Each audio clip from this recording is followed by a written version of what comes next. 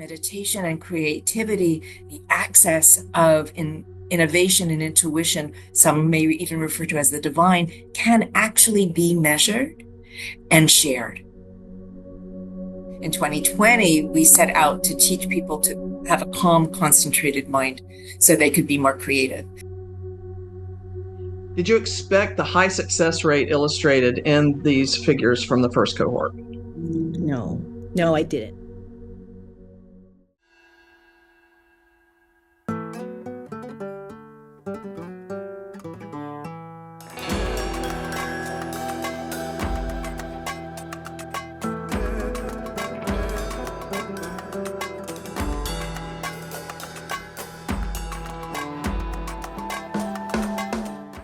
Welcome back, creative community. And if you're new to my channel, I'm artist Amy Funderburk. Welcome. How would you like to feel less stressed, more productive, a stronger sense of self-awareness, and always a focus here on my channel, more creative? I always like to say that a relaxed mind is a creative mind, and we are about to put that to the test because these are some of the very qualities that our guests today have been measuring. I would like to introduce you to our very special guest behind the studio door today. We are joined by the special team behind the Mindfulness Collaboratory, which was founded by Pratt Institute faculty Rhonda Schaller and Dr. Esmilda Abreu, each with over 4 decades of teaching, studying, and meditation within a framework of contemplative practices. Sam Harvey and Mackenzie Cavalluzzi round out the team. Welcome, everyone, and could you please take a moment to introduce yourselves briefly and let us know what your role on the team is? Rhonda, why don't we start with you? Sure. Thank you so much, Amy, for having us. We're super excited to be here. So I am Rhonda Schaller. I've been a working artist and arts administrator for over 40 years, as well as a meditation teacher and contemplative practitioner. And when Esmilda and I created the collaboratory, we were very interested in bringing our joint expertise of creativity, creative economy, research and psychology together so that we could create a structure through which multiple voices and origin stories could find that calm, concentrated mind through which they can innovate, create, and be the change makers they were born to be. And so we're just really excited to be here. So that's a little bit about me. Esmilda, do you want to follow? Sure. Well, you can tell that the team loves one another because we actually are always better together. My background is in industrial organizational psychology and cognitive behavioral psychology. I teach business, entrepreneurship, and leadership. And mostly I try to look at the alignment between thoughts, the spirit, and behavior. Very dedicated to a mindfulness practice. I've been meditating for 46 years and was given Shaktipat by Baba Muktananda at age 11, and I've never stopped since. So I'm very passionate about this topic, and I like to encourage people to use those inner resources in order to create possibility in their businesses, in goal setting, and in their health. It's a little bit about me. Mackenzie, you want to go? Sure, I'll go next. My name is Mackenzie Cavalluzzi, and I'm actually the newest member to the team. I have worked with the Mindfulness Collaboratory for about the last 4 or 5 years, and I act in the capacity of kind of a project manager behind the scenes and more so communicating with members who are joining or prospective members. And so always welcome to and excited to have new folks join the team. And Sam, round us out. And hello. So I come to this work. I've been working with Esmilda and Rhonda on this work for about 9 years now, when I started my full-time role at Pratt Institute, and that role and this role have grown a lot since then, coming at this as an artist, designer, and a student affairs practitioner myself. That was a lot of spaces where I was able to find a lot of language to go with practices I was already doing in my everyday life. And it's been just a real joy to be able to have the time to be sort of looking at the data that we're doing, taking our numbers, preparing surveys, and just working on some of our general overall communications with this group. Fantastic. Thank you all so much for being here. Rhonda and Esmilda. So in 2020, you began your deeper research on the impact of meditation and mindfulness on real-time resilience. So what inspired you to start this research? How did that aspect of the program start? When I first came to Pratt, I had come from the School of Visual Arts, and I had just written a book called Create Your Art Career, Tools for Empowerment and Success. And it was filled with meditations and visualizations.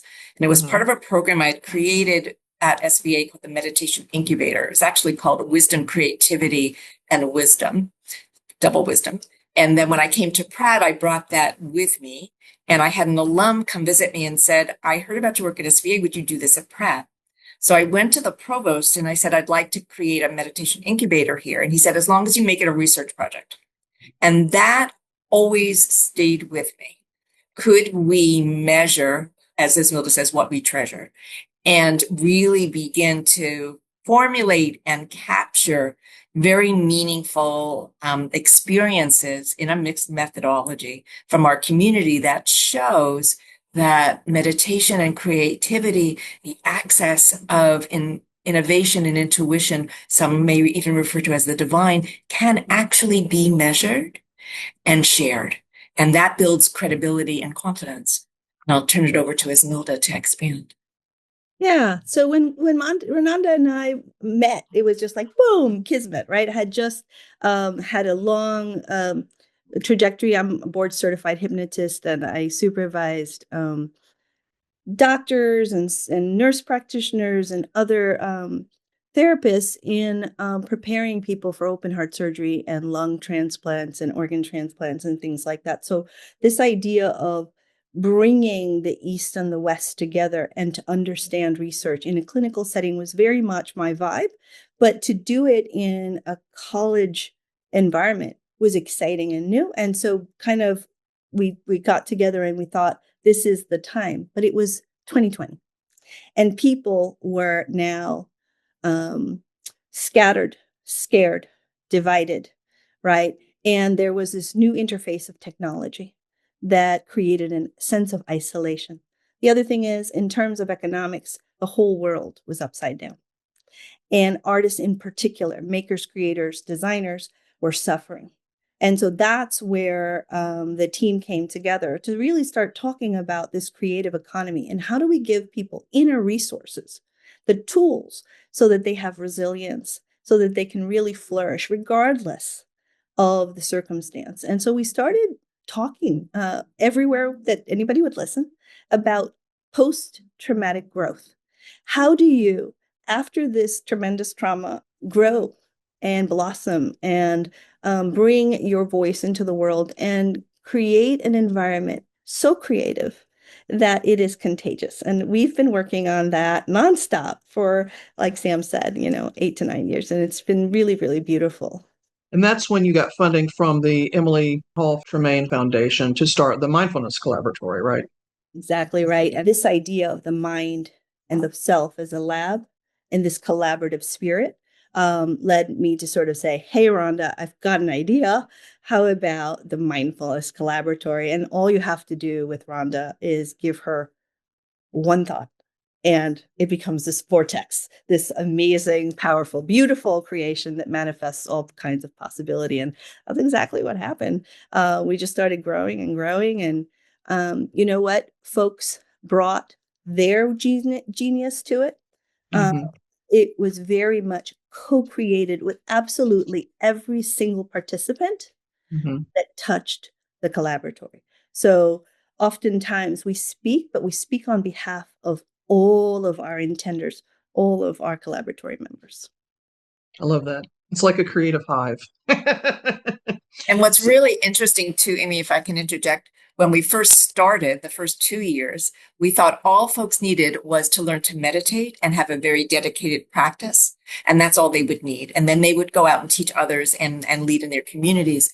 And so before Leading by Intention was created really as a co-creation in 2022, in 2020, we set out to teach people to have a calm, concentrated mind so they could be more creative.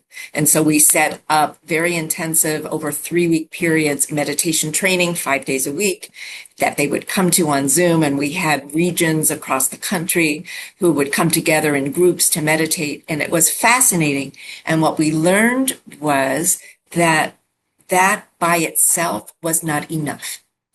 That they wanted to meditate, absolutely, but they also wanted to learn how to articulate the changes within their own lives, in their creative spaces with each other, which the initial iteration did not make room for. It made room for process, for meditation, spiritual growth, but not the outward manifestation of what does that now mean as you shine your light outward.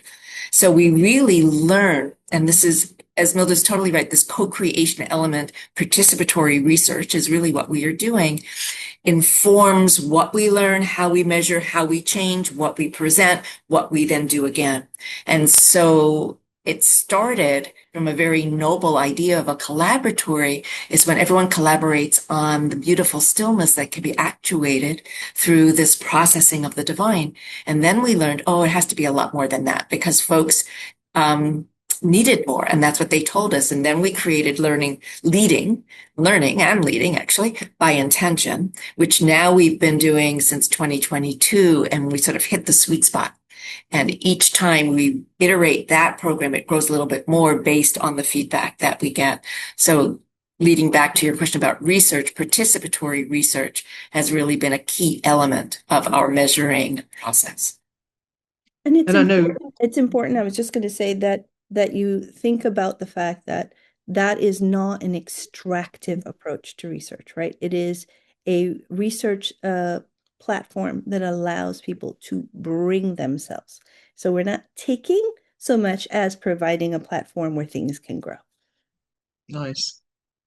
Rhonda, since you are an artist and you are a former New York City gallerist, is that what led you to focus on working with artists and art administrators?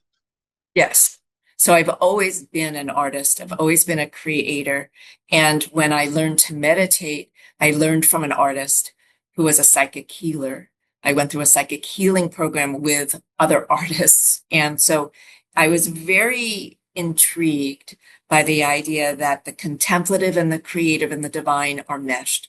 And can we serve ourselves in a way that expands our footprint, our voice print? Can we live our lives out loud as creatives as well as be contemplatives? So I never really wanted to work with another community. It just seemed natural, and creative folks seemed very drawn to this idea that they could be fully themselves within this space. And we have seen over the 9-10 years, as Esmilda and I've been working together, that we draw creative people, and we define creative through the Bureau of Economic Analysis distinction of what the creative economy is comprised of. So that's a very varied sweep, archetypal field of what is to be creative as a chef, as a maker, an engineer, a painter, a poet, a performance artist. It's very wide. It's not limited to medium, method, or message. It's very much I identify as a creator and one who manifests creation out into the world. And so as a creative being, you are welcome into exploring these programs with us. And that's sort of where we've stayed. Mm-hmm. Love that. So I was excited to be a participant in your second Mindfulness Collaboratory Leading with Intention cohort last year. And it was after an arts administration colleague said, you should really do this. It literally changed my life, quote unquote. So let's look at these statistics you've been gathering from cohort participants. And these figures are pretty astonishing if your goal was to prove the efficacy of meditation for arts professionals. And again, using the word arts in that broader umbrella as Rhonda was describing. From the first cohort of the Leading with Intention program, 87% felt less stressed, 80% felt happier, 86% had a stronger sense of self-awareness, 76% feel more in control of their lives and also had a better ability to focus, 69% feel more creative, and 63% felt more productivity. 75% experienced an increase in flourishing. So, Dr. Esmilda, this one might be for you as the psychologist and researcher of the team. Did you expect the high success rate illustrated in these figures from the first cohort? No, no, I didn't. Here's the thing. We were hopeful, right? And as Rhonda said, this was in many ways already seeded through the incubator, right? So that we had some inklings like this is beneficial. But when we looked at productivity, we weren't sure what we would find, right? When we were looking at happiness, that's pretty bold, right? Yeah. So there were some moments there that we were like, what are we going to find? And there were some that we had hoped the evidence would show, right? Less stress, for sure. Yeah. When I saw, and Mackenzie and Sam, jump in if because you remember my shock. When I saw that people felt more control over their lives, Yeah. right? When I saw that their sense of focus increased, when I understood that they really were seeing the world differently, that was new. That was new and that was powerful. And I have to say, sometimes we have to tease out, is it just the tools?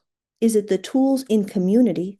Is it the tools in community with a purpose? And we are getting closer and closer to being able to answer those questions because that distinction is really important, right? Am I going to be a yogini up in a mountain all by myself? Maybe I'll feel happier, but the minute I get irritated in a group, then what, right? In our group, it's very much a robust, dynamic, interactive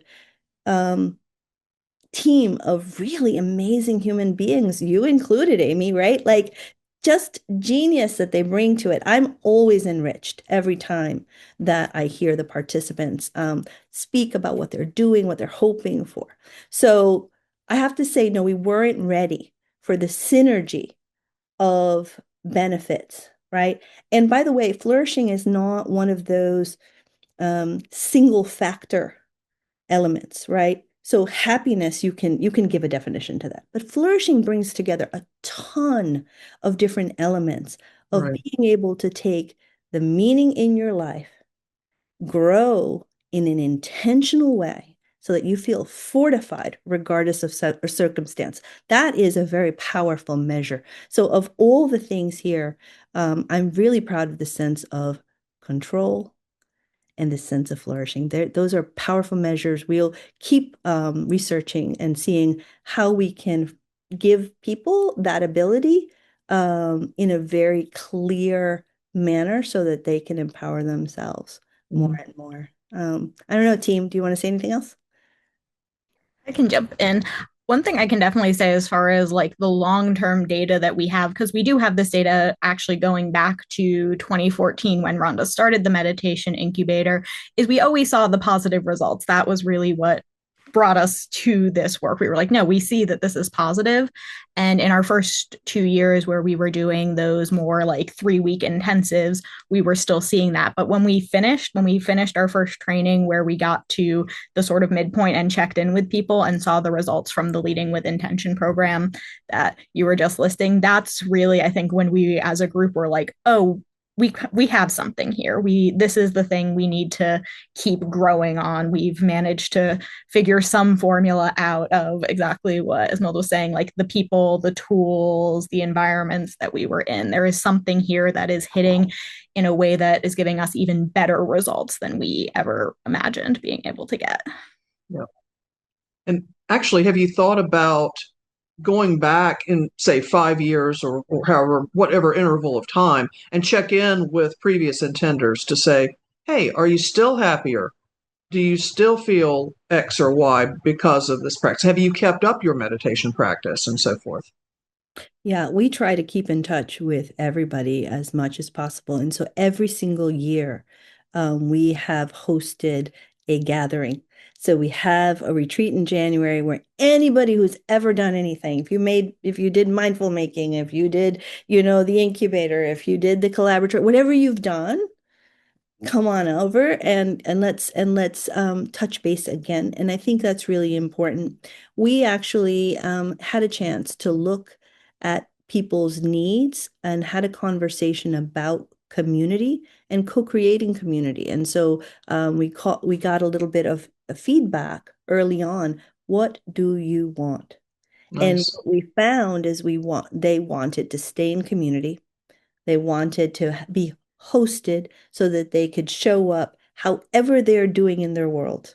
And so there's a lot of dynamic change from year to year to year. People's lives are very different, and so they're eager to share, Hmm. milestones. And so that's been really exciting and important. And I think that that's the other piece, right? That ecosystem, and we Hmm. often call it a container that has its own language, its own way of being, its own understanding, and so that everybody can share their successes, with that common language. It's been really cool. What we're thinking about, this idea of having a longitudinal study of following, our groups of people over years has been recommended to us in the past.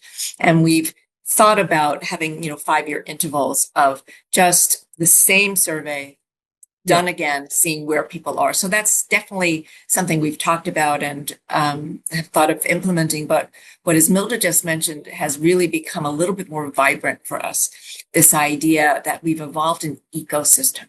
So it's practice, spiritual, and claiming that as a word that we can say out loud and proudly, and creative and divine. But this idea of the credibility and validity of allowing that which is introspective and intuitive to arise, and then mixed with community.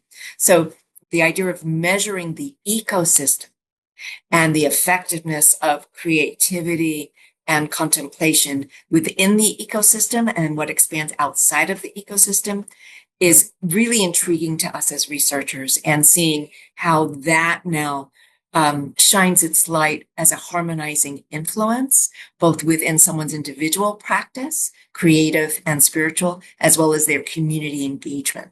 And that's sort of where we're moving towards, and we'll be measuring that.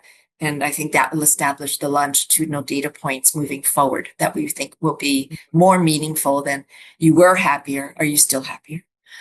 Versus, where are you within your practice? How does your practice impact your capacity to make meaning in your life? And really holding steady with the flourishing scale of meaning making as our markers moving forward. Yeah, it sounds much more organic and like a living, breathing thing. And I love the word container that Esmelda mentioned too. And now here are the statistics for the more recent Enlightened Women's Leadership Program, which incidentally is open to participants of any gender. And I was also delighted to participate in this group as well. 88% felt less stressed, 82% felt happier. This is the one that gets me. A whopping 94% have a stronger sense of self-awareness. That's huge. That's huge. 71% feel more in control of their lives. 71% also have a better ability to focus. 76% feel more creative. 65% feel more productivity, and 71% experienced an increase in flourishing. So again, just incredibly impressive statistics of success for what you guys are doing. So you're consistently getting these results. So I imagine that must feel incredibly rewarding. It's rewarding. It's also rewarding to get the stories, the amount of amazing work that the participants have done is staggering. I mean, even talking to you here on this platform, how I was going exciting, to say, right? Our humanity today is the most important thing to preserve. And the collaboratory does that. The collaboratory offers a very different way of seeing yourself, seeing one another. yeah, it was when you were mentioning the different types of changes and shifts and things. I thought, guess what, creative community? I started this channel the August of the year that I was in the cohort. So, ta-da! Yep. And I think, Amy, as well, the idea that your beingness matters.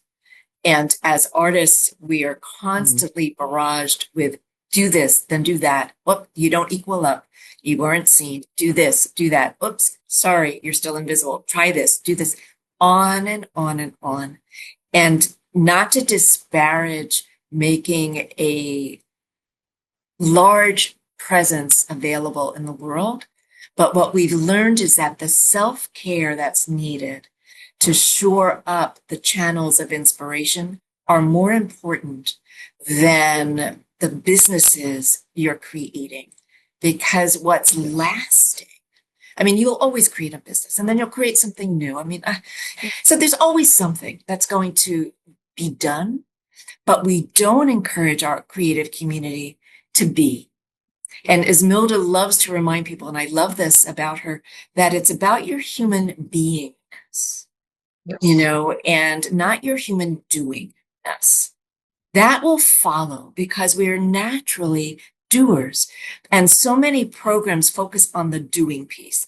What are the skills? What are the tools to do it? And not to disparage that. It's very, very important. If you don't know what to do, you can't do it. You got to learn how to do it. But what we found was missing, and so we feel more important, was this really wide river of being that we can hold space for ourselves and each other, because we are ever changing. We are not static. We are constantly dynamic. And if we can be steady in all of that which is changeable, because the only thing to anticipate is the unanticipated, that then whatever we do is a product of that vision. And so I've heard before that when you are relaxed, you have more access to the creative part of your brain when you're in the rest and digest than when you're in the fight, flight, or freeze. You have that access. So that would account for the 69 to 76% who feel more creative, using the statistics from the two groups there. But what are some of the other reasons that you feel this practice is so beneficial? We talked about the beingness, but one of the reasons that I get so passionate about that piece is because you have to understand that meditation is not performative. It's not about a doing meditation, right? Don't do your life. You be within your life and you bring a certain essence to the way that you are in life, right? And when you learn these tools, you can actually learn how to go into different levels of mind, right? Or if you want to talk about neuroscience, brainwaves, right? So when you have kind of a theta brain wave, which is sort of like not all the way sleepy, but not all the way conscious. You're sort of like in that middle sweet Right. spot there, which is very similar in a meditative state, right? You are able to access this genius component of your mind. This is the creative part of your mind. This is the part that where you visualize or daydream or you're like semi-tranced out, right? And you're just in flow. So what we learn is to go into different states of being through some of these practices where you can achieve flow state, where you can achieve clarity, where you can bolster courage. And so this being able to, on purpose, with intention, that's why we call it intenders, with every intention to go from sympathetic to parasympathetic, from a state of fear and limitation to a generous state of gratitude and openness, those shifts are things that we have control over. And I think by understanding how to navigate your own system, your own beingness, your own different levels of state, then you can have control over what you need in that moment to optimize your life and your strengths. And that's something we take very seriously in the collaboratory. We pay attention to every single exercise that we pick. It is done with a lot of care, and we scaffold it so that people learn it and can keep using it as they deepen their understanding of the work. And it's super exciting. But I have to say, none of it is magic. It's all science-based. Mm-hmm. And the results feel magical. Oh, that's nicely stated. I like Right? that very much. And what underpins the science is the ancient wisdom teachings that are applied in a secular format that allows people to, again, we use the words calm, concentrated mind, and witness, or we'll say notice quite a lot. Notice how the mind is working, because what underpins all of what we teach is the concept that mindful inquiry, the capacity to notice the mind and what it's doing, whether it's within some part of the body, within the brain, wherever the mind is activated. Is it stuck in the past? Is it ruminating around things? Is it stuck in the future? Is it rehashing things? Or is it simply playing a loop that we've been playing our entire lives and it's been played in all of our families? So can we recognize what is here to be known? Can we allow it and accept that this is what is here with me in this moment? And then can I let my intuition, my introspection, can I investigate it? Or what I like to say is turn a quarter turn, just a quarter turn towards what I'm noticing is arising into my heart and my mind, and then nurture myself enough that I can let go of my attachment to it, stop judging myself about it, learn patience with my process. And so the wisdom teachings tell us that the mind and the brain will lie to us all the time. It will be filled with stories from our childhoods that are on repeat loops, and that the gift of meditation is the presence of simply being with what is and allowing ourselves to laugh at our humanness and not get caught up in it. So I think the science that we apply and the wisdom teachings that we provide as the basis from which people can grow, it's that combination that allow folks, which we're not measuring currently, to face adversity. And can we lead from the spaciousness of noticing that adversity simply is, and we are stronger because we are more present and rooted in love. And so this loving awareness allows our creativity and our beingness to apply the tools and the science of what we've learned together. One of the things that occurred to me while I was going through the cohort was I always considered myself a fairly present individual and whatnot. I realized how often I was actually, thinking of the future, thinking of the past, and I was like, wow, I thought I was more present than this, not in a judgmental way, but just in an awareness way. That was really beneficial for me. And I think that's where one place I hopefully took that quarter turn, in I'm making so that shift, glad. Yeah. That's awesome. And I think that's the element that allows people to feel more in control, which we hadn't been measuring, because I can't change the things that occur. Events are going to rise and fall. Yeah. Things are Right. going to happen, but Right. I can begin to work with my reaction into a response and not be so on autopilot. And that's my power, is to be, not that, the bad things aren't going to happen anymore. It's not magical living, magical thinking, but it is manifestation of the positive spirit that we all carry, that we can meet and greet our lives in a brand new way and have a community that supports us as we do that. So there are so many measurable benefits to this practice. Is there anyone for some reason who should not meditate? Is there any medical reason or mental health reason why someone should not try meditation?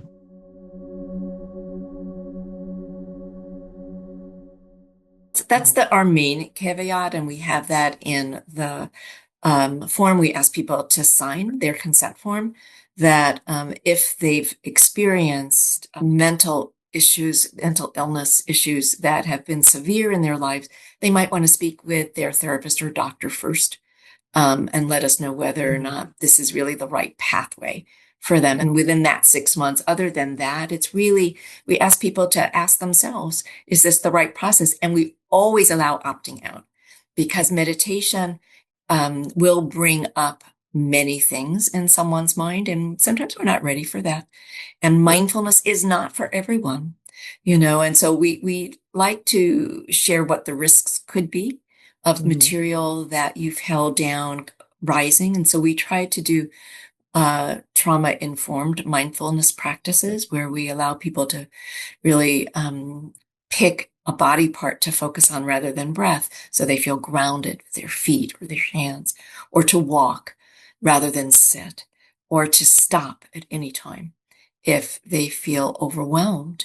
And that the practices doesn't mean you're wrong or that you're bad, just might not be the practice for you. And we offer a variety of practices on purpose so that it's not only mindfulness and insight practice where you're watching all of these, mental events rising. We do soothing, we do relaxing, we do healing, we do visualization, we do insight meditation, we do breath meditation. We do a variety of practices so that the entire body can be engaged as well as the heart and mind. So it's not straight up insight meditation or mindfulness, just very much on purpose and with intention, so we can allow for a varied experience for a variety of practitioners. Some people really fear this idea of stillness. Yeah. Right. So because of all of these things, we have options. And we're not very prescriptive about how to sit and how to breathe and because folks, one, may have their own practices anyway. And two, Right. they might have their own preferences and their own way of knowing how to be strong. So we really encourage them to find their own comfort level in how they practice. That was actually my next question, is to share the different types of meditation, because a lot of people probably aren't aware of, say, the walking meditation. Although now, because we had the walking monks for peace, now people may be more aware of that. But are there any other types of meditation that Rhonda didn't already list that anyone wants to spotlight? I think one, I don't know if it came up when Rhonda was listing because we don't do it as much in our specific programs, but mantra meditation is one of Oh, the true. big ones Yep. that people are very into. I find it very interesting. And I think if anyone is starting to explore this space, that like you might try something and go, nah, I don't think that was for me. That doesn't mean meditation wasn't for you. So I at this point am teaching the meditation incubator at Pratt, and there we do a week where we introduce mantra. And I always share with people, mantra is not a practice I do. It is not one that works well for me, but it is one that I know works well for a lot of individuals who really like it. And so I think that's an important thing is like it is really good. And I really love in all of our programs that we explore sort of the full gamut because there might be one that you're like, oh, I don't know. I don't know about that breath meditation. But the moment we do the body scan, someone's like, yeah, I'm all about that. And so there's a lot you can find out there in different modalities and finding the anchor that really works for you. Yeah, we often also don't do chanting meditation, which is an integral part of my practice. We understand now that there's something to be said about the vagus nerve and how sound and body Yes. interact, silence and sound. So we play with all the different things as much as possible to see, because there might be one thing that just really changes somebody's life. And I have to Isn't say that too, with the meditations, we only teach what we've been trained in, but the practices are ones that we've been either Esmilda or myself doing for decades. And so we are teaching what we've been taught and then pointing people to resources to learn other things. But, you don't have to listen to me lead you in a practice, put me on mute and just do your own, and so people come to us with very strong religious lineages. And so do your own prayer. It's beautiful. It's gorgeous. You don't have to do applied American Buddhism. You can just take it as a philosophy and underpinning and then follow your own lineage. And so we try to honor that as well in all the different practices. As Esmilda always laughs, I love walking. And so walking meditation, when I was taught, it was like, oh my God, this is perfect.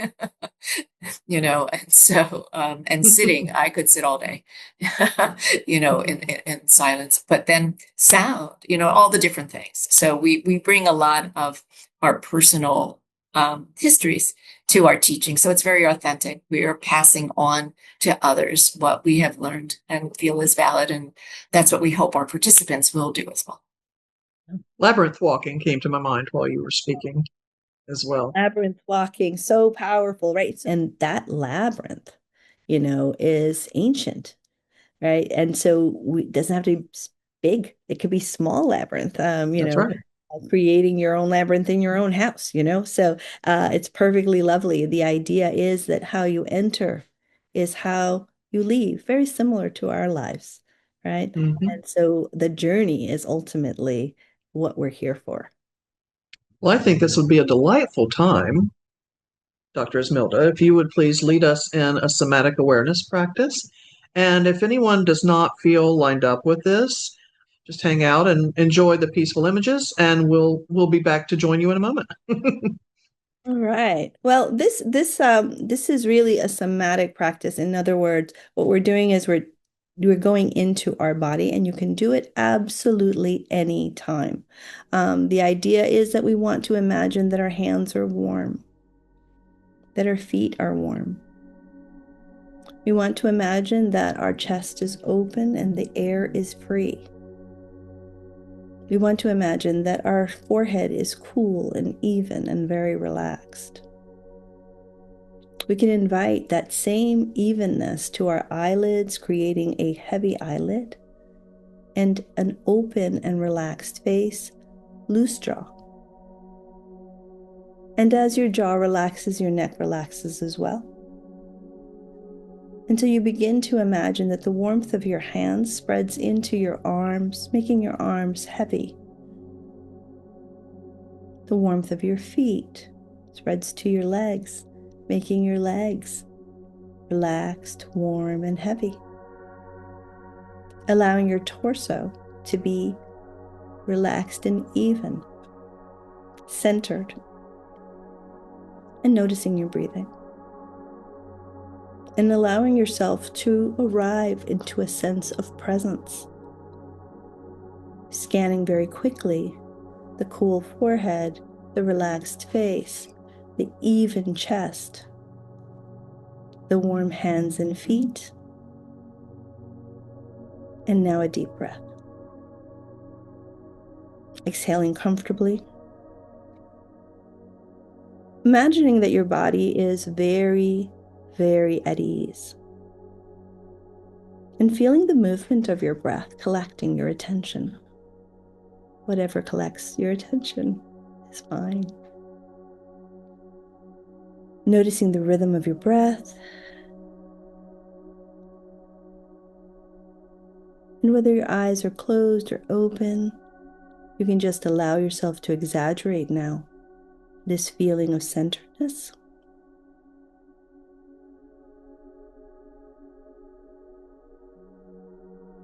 Taking another deep breath, noticing yourself, listening inwardly now.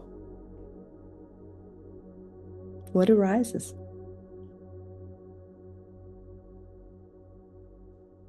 Letting your body feel as it needs to feel. Perhaps there's a need to loosen your shoulders or relax your hips. And once you feel that sense of centeredness and ease, allowing your full self to fill yourself with a sense of gratitude. And as you become aware of those sensations and your gratitude expands, maybe bringing your attention to your heart. Sensing the intention of being here together, sharing in each other's presence, imagining a world full of love and self-care. For those of you that had your eyes closed, you can allow yourself to open your eyes, maybe scan the room. And notice 5 things that you can see. And maybe 4 things that you can feel. And maybe 3 things that you can hear. And maybe 2 things that you can smell. And finally, 1 thing that you can taste, whether it's swallowing or taking a drink, right? And allowing yourself to engage all your senses and be here right now. That was lovely. Thank you so much. You're very welcome. And what's beautiful about this is you can do this absolutely anywhere. It's just about cool forehead, warm hands and feet, loose shoulders, open chest, loose jaw. And there you are. So for those of you who just meditated with us, you might want to press pause and make a note of anything that came up for you. Because as a visionary artist, I like to stress how meditation is such a rich area for artistic imagery, artistic ideas. So can one of you describe automatic writing and automatic drawing? Because that's something that we had time for during the cohort after meditation. So would anyone like to describe and define that for us?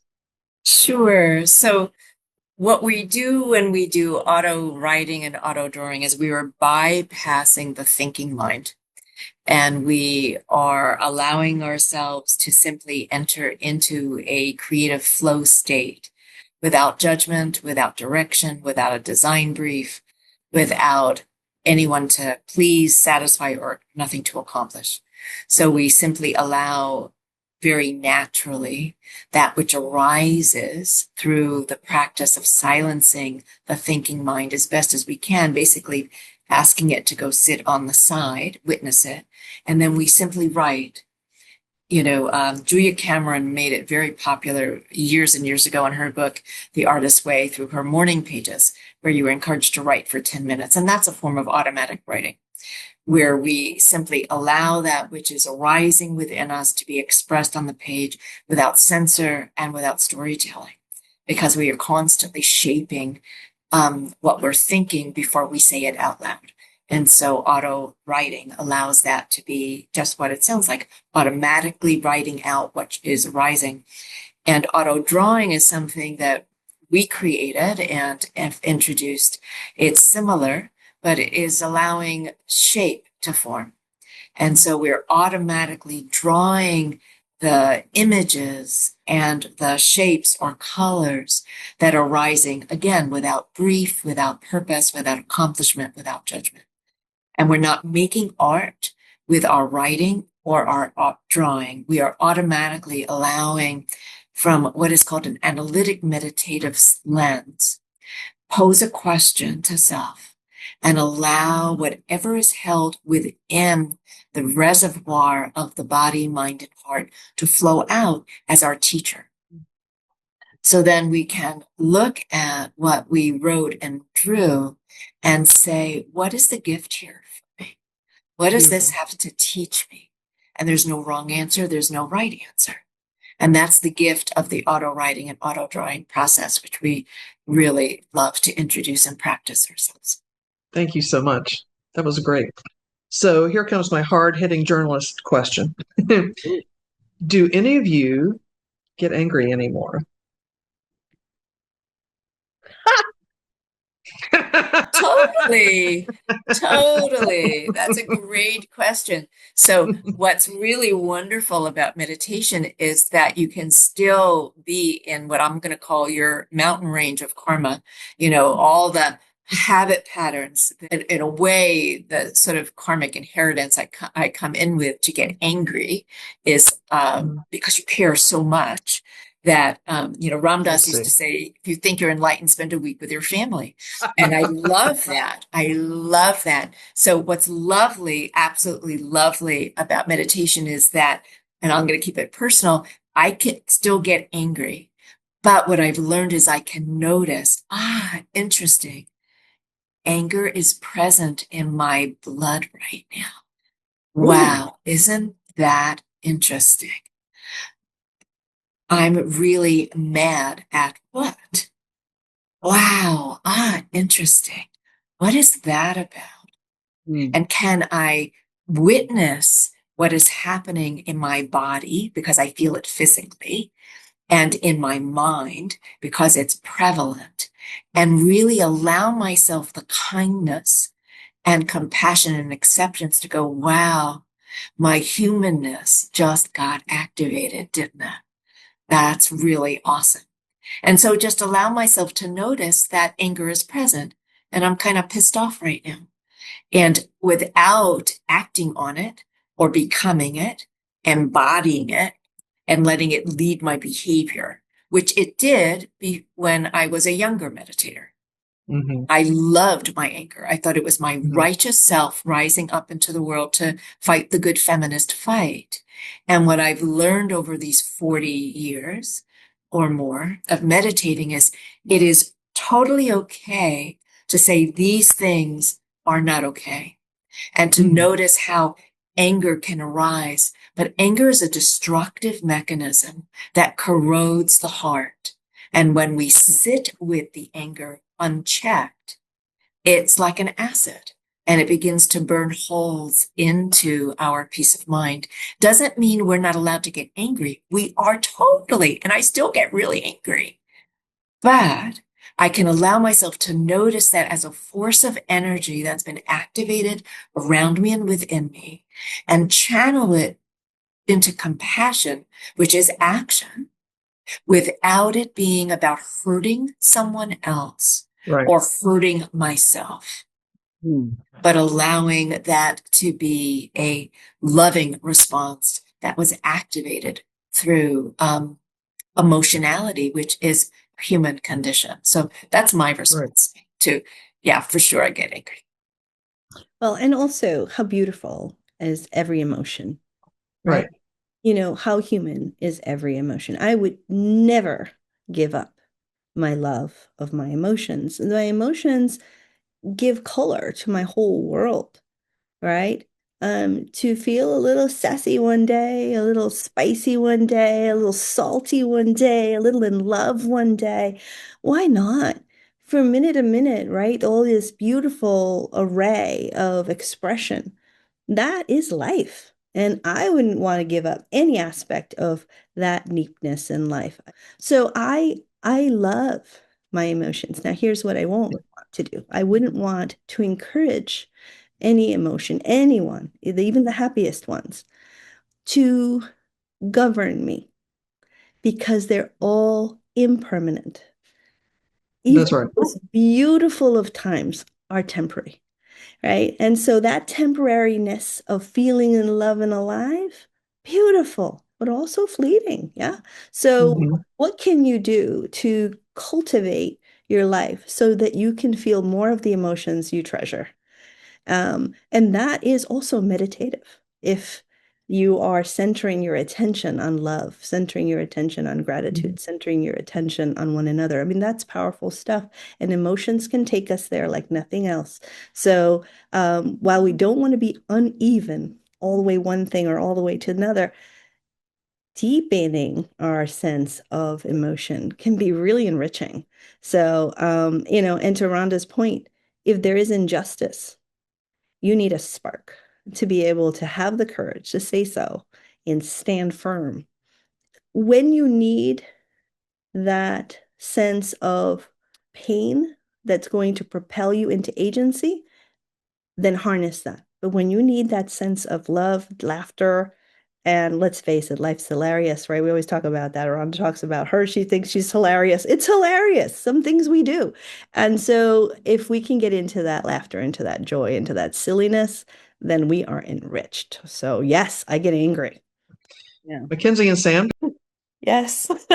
Still you human. Last I checked. you had a great reaction when I asked that question. So Yeah. Yeah. I think the only thing that I would add, similar to what Rhonda and Esmilda have said, the thing that I carry with me is referring to kind of emotions, reactions, kind of old stories that we tell ourselves as old friends, and kind of recognizing them when they come up, stories that we've told ourselves or stories that we've carried with us, like, ah, old friend, come along, I recognize you, whether it's positive, negative, neutral, doesn't matter. It's, oh, there's my old friend X.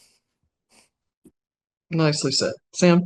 Oh yeah, definitely still do it. I would say me getting angry is actually a reason for me being involved in as many different things as I have gotten into, because the way I think a lot of these practices have helped me channel that is to really being able to look at, like, well, what am I angry about? In a lot of the Hmm. work I do at Pratt, I do a lot of work around some of the works of positive psychology and teaching that, and we use the wheel of emotions a lot. And if you've never looked up the wheel of emotions, Yep. look up the wheel of emotions.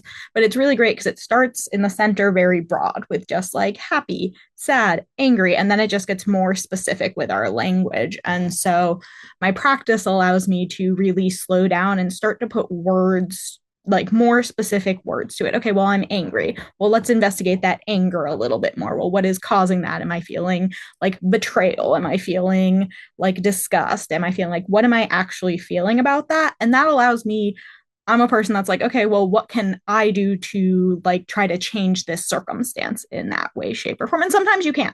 Sometimes, and that's something we talk about a lot, is that stuff happens all the time that we don't have control over. But what can I find that I do have control over in these cases?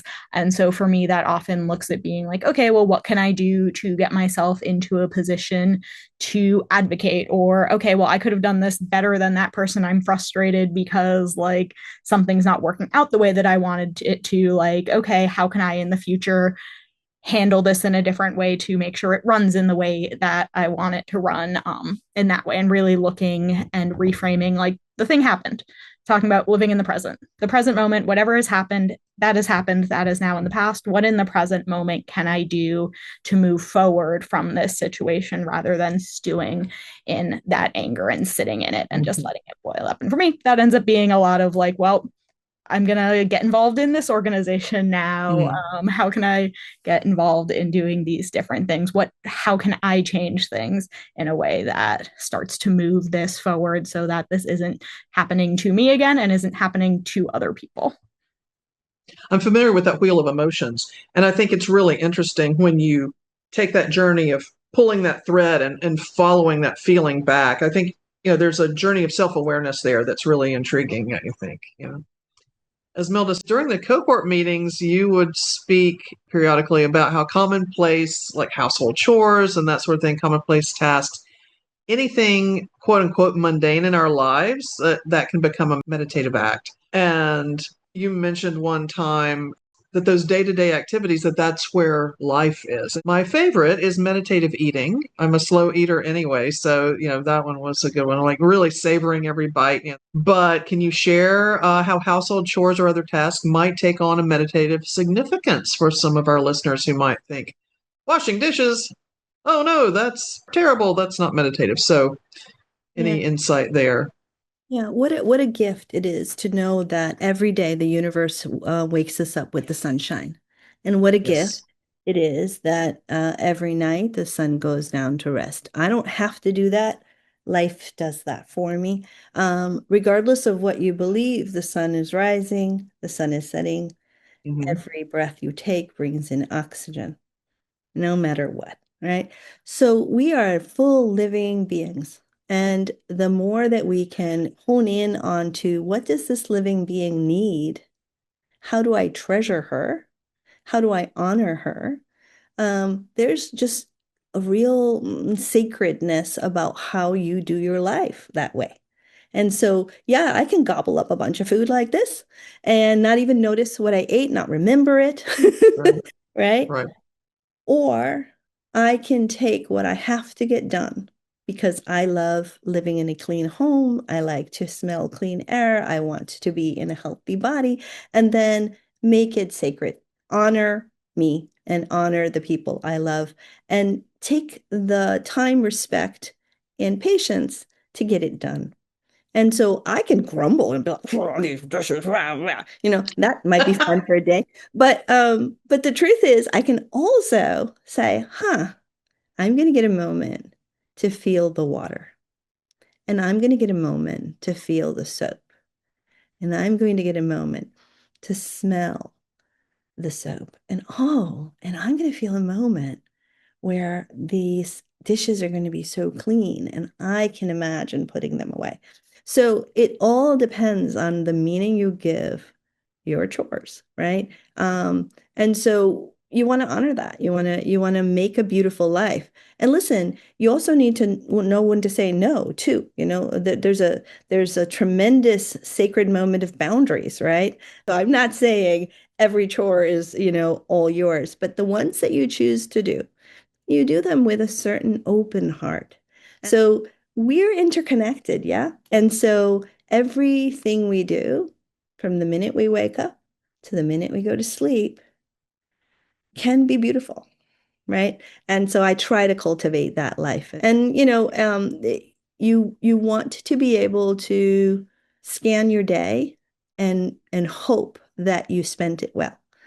When I've done household tasks like that, for me, it's about making spaciousness too. Oh, Like, yes. Yeah. And the teachings really are that meditation is really about daily life. So mhm. we sit in formal practice so we can then be in informal practice, which is daily life, so that our senses are activated and our presencing can allow for the spaciousness to be seated and occur and be the place we're living moment by moment. So that's really what our aim is, that we can embody practice by washing the dishes, by showering, by eating was a hard one for me. Esmilda had to convince me not to do emails while I eat. And so that was a great Oh, teaching yeah. from her for me. Because I wouldn't take a lunch hour. Pratt was always do the next thing, and you ate while you Ah. did it. And she really taught me that sucks. Don't do that. Get up and move, you know. But and so we all always, we fall down and we get up, and we fall down and we get up. And so that's the idea behind meditation, is being able to notice, oh, look, I just fell down. Oh, look, I just got up, and continue to deepen the spaciousness that you just shared. So, in the Leading by Intention cohorts, we were tasked with creating a capstone project to present at the end of our year. What are some of the types of projects that you've seen? The capstones have been astounding over the years, just astounding. And so we've seen curriculum, we've seen businesses, we've seen performances, exhibitions, PhD and dissertations being published and actualized, new thoughts and ideas, seeding community endeavors, collaborations. I mean, every range of creative endeavor we've seen. From I've deepened my meditation practice, and I feel like I am more whole.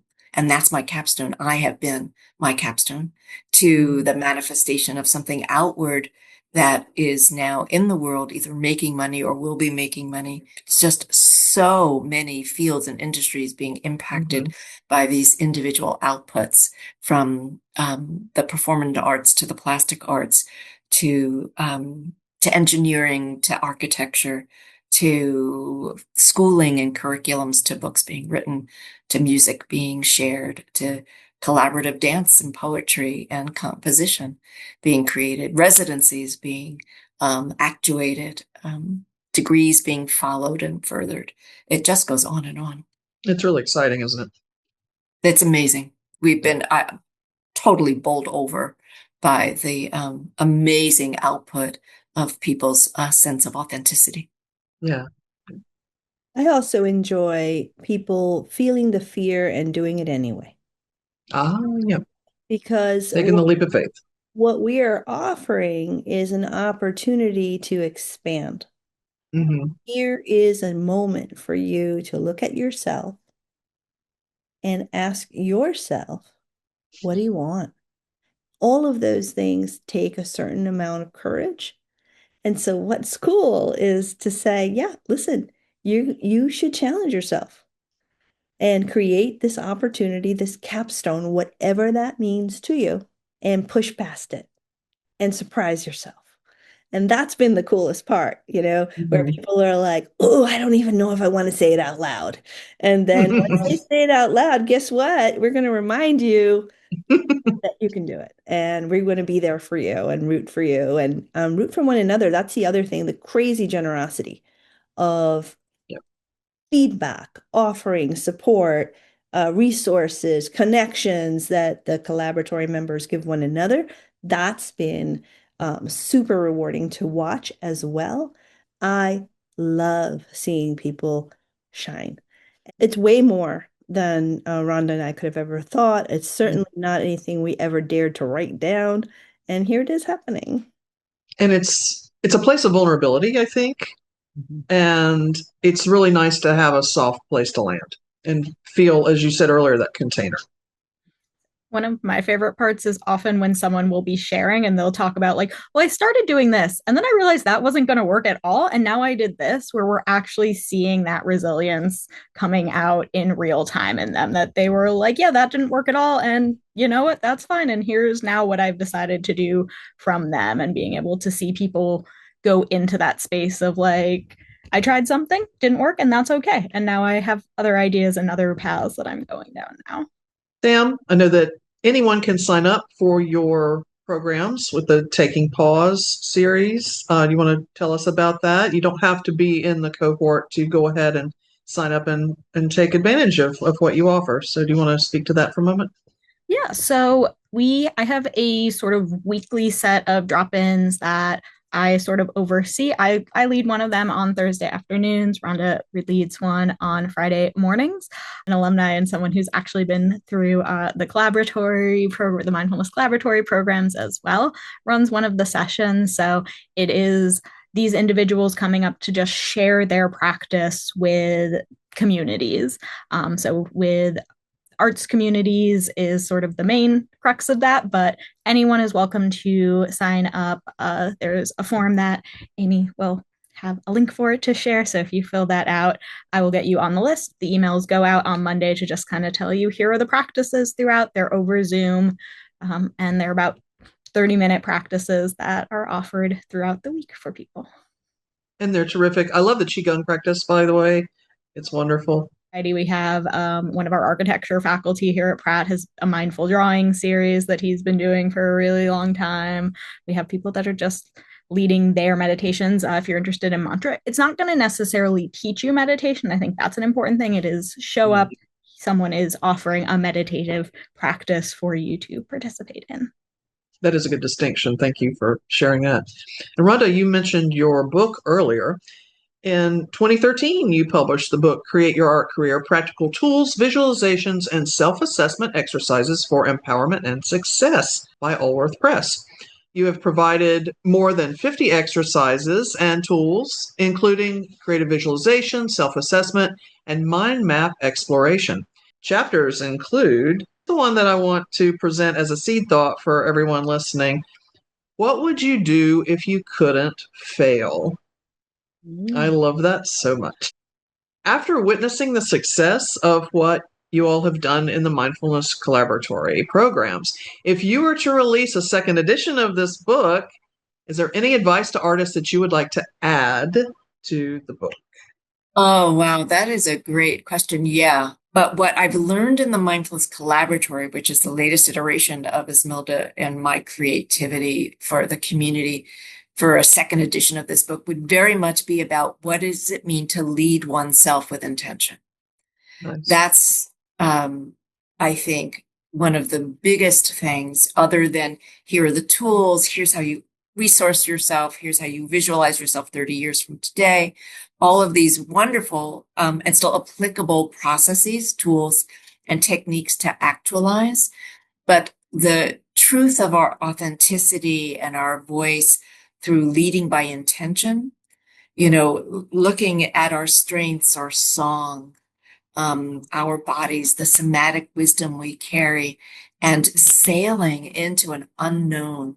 I would definitely make the second edition more about honoring the unknown rather than making the unknown known. So it starts with making the unknown known, which I think every artist needs to be able to do. And I certainly did that as a working artist and gallerist. You enter your mastery period, as you're maturing, and then you enter your masterpiece period. This is what I'm looking at right now. And so the second edition of this book would be honoring the unknown is your masterpiece. and living within that as an intender, that our intentions, that shift of mind that allows us to envision that which is totally unknown and being comfortable in the uncertainty of not knowing and creating anyway. That's what leading ourselves through intention and with intention can really be so very powerful. That would definitely be in the second edition if I was to do that. Powerful was the word that I was just thinking. So, what is your plan for the statistics that you're gathering? Like, do you plan to publish them on a wider stage? We've talked about writing a white paper, and then we keep putting it off because we want to get a little bit more data and a little bit more focus for our hypothesis, which has been changing. And now with this idea of creating a contemplative innovation funnel and lab, which is our next big project, which isn't fully formed, so I'm not going to talk too much about it. But our white paper really positioning what Esmilda was saying about the ecosystem of contemplative practice, leading, and creativity, and really centering all of our data around this new hypothesis that we want to test out, but really centering the research and where it's leading us and what we're learning from it is very much part of our future over the next couple of years. I think that, as in all things, information is power.